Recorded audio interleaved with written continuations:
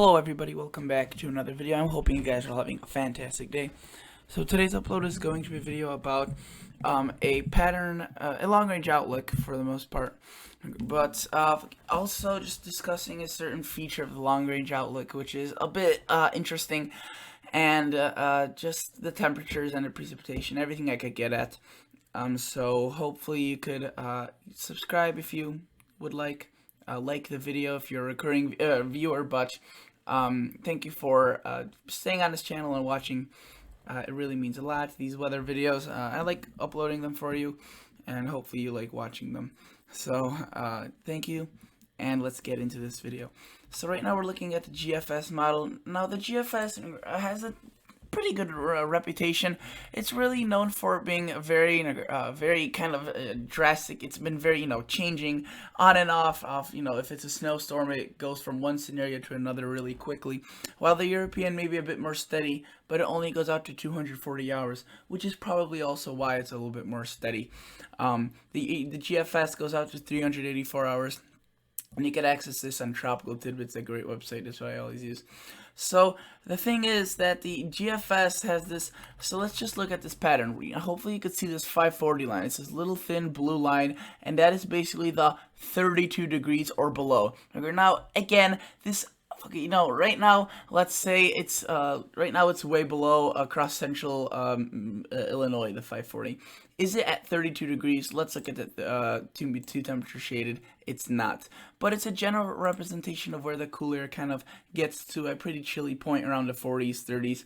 But usually it's not 32 degrees. But notice that we have this. A lot of the country up here across the west is just under very warm conditions, and that was a horrible W. Apologize about that. Very warm conditions. While the 540 line is staying out here. And I'll play through this GFS model run, and I want to show you that what it does is it just constantly brings back these little attacks of this blue-colored these blue-colored lines, which indicate the cooler air, and it constantly just pushing into the northeastern and eastern United States. Now this doesn't get into the south really at all, nor does it affect the west. It just kind of stays focused across these locations. Neither will the cold. The cold won't be extraordinary off of this. It won't be an Arctic outbreak of any sort, but it will be a winter-like pattern where it could be more feeling like early spring.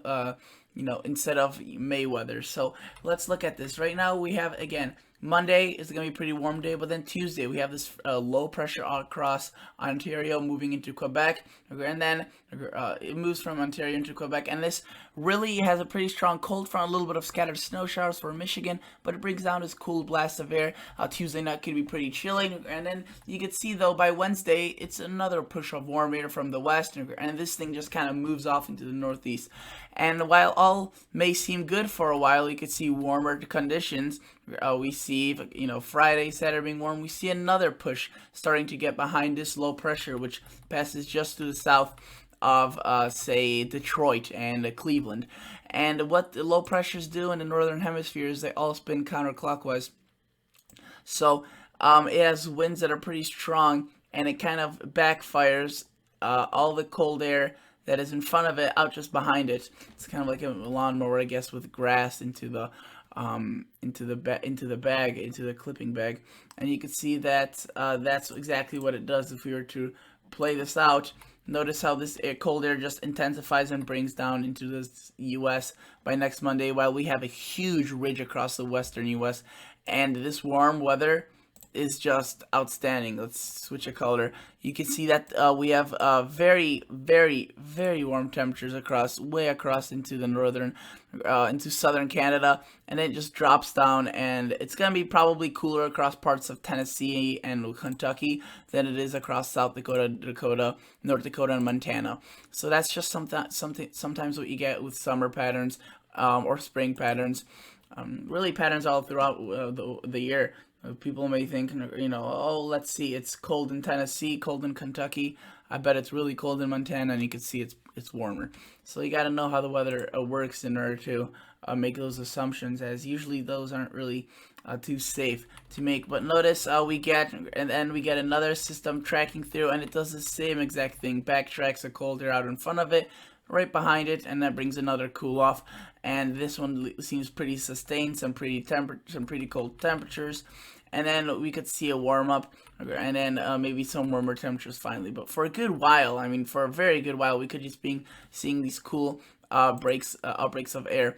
So let's look at the 2-meter temperature anomaly. You can see that's just indicated greatly on this 2-meter temperature anomaly graph. We see very warm conditions across the west and just below across the east. The GFS may be overdoing some of this, especially across the Dakotas, but I think the eastern, northeastern third. Okay, so let's highlight this. Okay, I think that anywhere north and east of this, this line right there, it has a pretty good chance of seeing below average conditions, while out here it's going to be above average pretty significantly.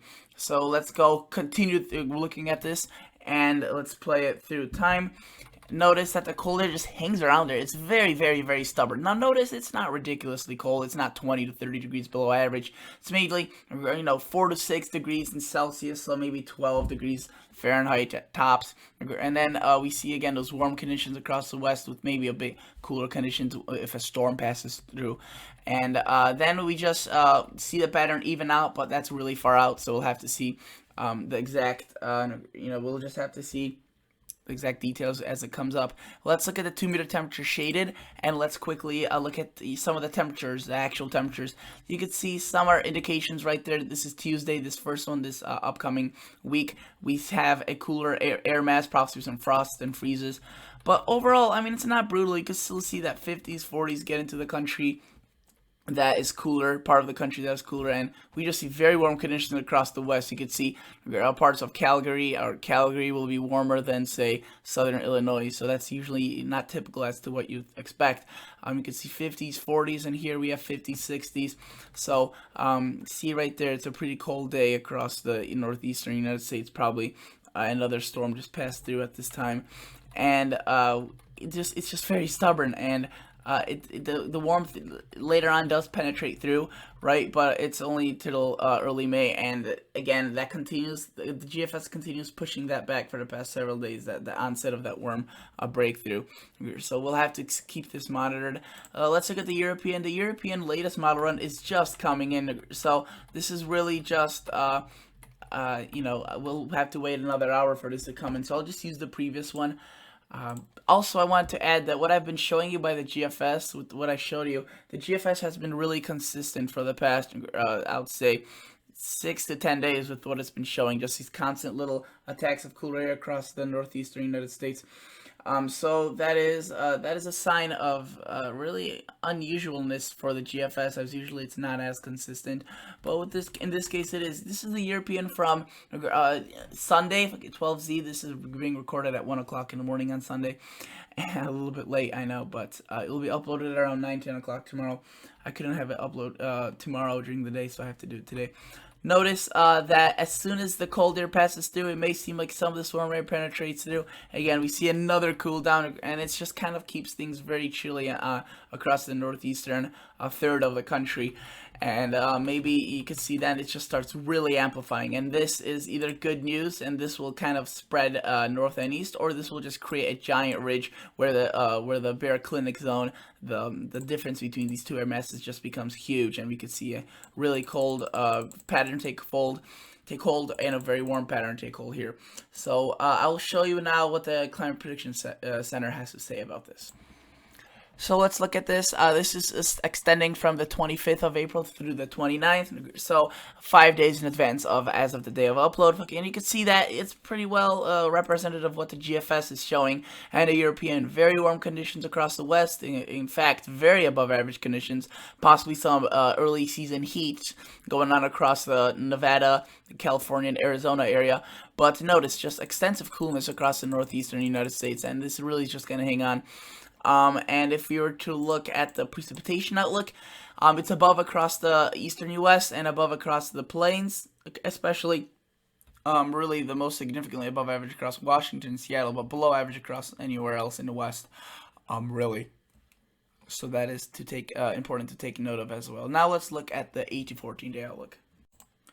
So the 8 to 14 day outlook is really much of the same. I know you may be looking at this and wondering if I even changed it. You could see 27th through May 3rd, and again below average conditions continue across the eastern U.S. and the warm continues across the west. Now, what's interesting is that this is what I thought would be happening earlier on in the winter. February, January, March. But I guess now it come April, this is what's going on, and it may be no end in sight. We'll have to see. We may be looking at a extended period of coolness across the northeast, and the parts an extended warmth across the west. So that's definitely not good news, especially since the West has been seeing below average precipitation, and they will continue, as marked by this graphic. And the northern U.S. will see above, but this is just mainly guided off of two or three storms, maybe even less. So that could change very rapidly. So we'll have to keep an eye out for that.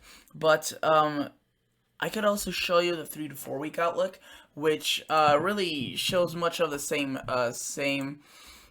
story. So let's quickly look at this. This was released last Friday, which is released every Friday, and you can see that it's even more extensive with the cool air.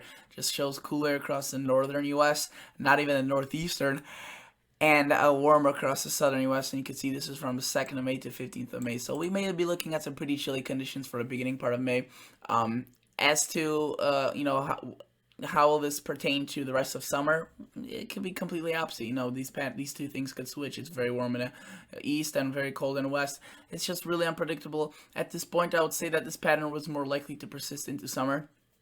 But it's tough to say. With the La Nina, usually summers are pretty warm and a La Nina is forecasted, so we'll just have to keep you guys updated. As of now, it's just, kind of predicting what May will look like, and you can see that this is a valid May 2020. This is the May forecast made on April 16th, so a couple days ago, and you can see it just has a lot of uncertainty, a bit above average across the west and east coast, but just this huge dome of very cool temperatures, potential for very cool temperatures, as it's equal chances. And what I've noticed with the Climate Prediction Center is that usually they are a little hard-fetched to put blue colors, meaning below average, so they usually just put equal chances, and you can see it's a big area. So this could all be either above or below. It's a lot of uncertainty, but it's definitely, I think, leaning towards a cool side. So thank you guys so much for watching. Consider liking the video. Consider subscribing to the channel. Consider checking out my gardening channel down below. And I'll catch you all guys in the next episode. See y'all. Bye.